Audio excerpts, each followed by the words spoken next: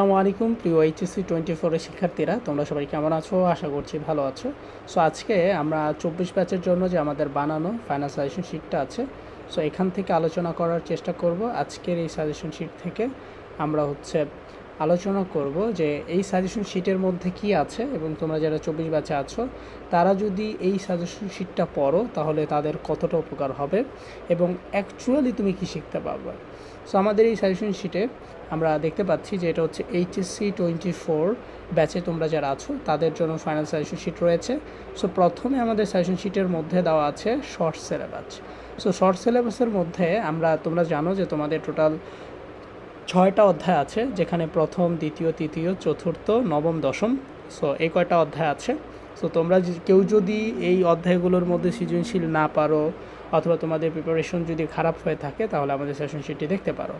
এবং আমরা এরপরে শতভাগ কমন উপযোগী 7টি সৃজনশীলের টপিক দিয়ে দিয়েছি, অর্থাৎ এখানে সৃজনশীল 1, 2, 3, 4, 5, 6, 7 অর্থাৎ 7টা সৃজনশীলের টপিক দেওয়া আছে।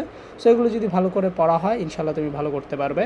সো 1 নম্বর সৃজনশীলের জন্য আমরা এটা দিয়েছি, 2 নম্বরের জন্য এভাবে দেওয়া আছে। তারপর প্রথম অধ্যায় থেকে আমরা কি করেছি, জ্ঞানমূলক প্রশ্ন দিয়েছি এবং এর পাশাপাশি উত্তর দিয়ে দিয়েছি। তারপর আমরা এই প্রথম অধ্যায়ের অনুধাবন প্রশ্ন দিয়েছি উত্তর সহ। সো এই যে একটা প্রশ্ন এবং নিচে আমরা কি করেছি, উত্তর দিয়ে দিছি, ঠিক আছে। সো এভাবে আমরা অনুধাবনও দিলাম। এরপর আমাদের বহু নির্বাচনী প্রশ্ন দিয়েছি উত্তর সহ। এরপর আমরা কি করেছি, আমরা তোমাদের জন্য বহু নির্বাচনী তো দিলামই, এরপর আমরা সৃজনশীল প্রশ্ন দিয়ে দিয়েছি। আচ্ছা, বহু নির্বাচনীগুলো শেষ হলে আমি দেখাচ্ছি। এই দেখো, আমরা সৃজনশীল প্রশ্ন উত্তর দিয়ে দিয়েছি।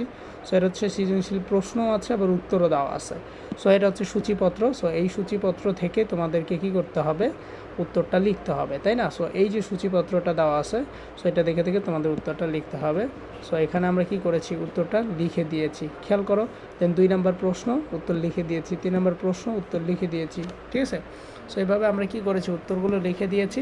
সো আমাদের প্রত্যেকটা সাজেশন শিট এভাবে সাজানো আছে, প্রত্যেকটা অধ্যায় সাজানো আছে।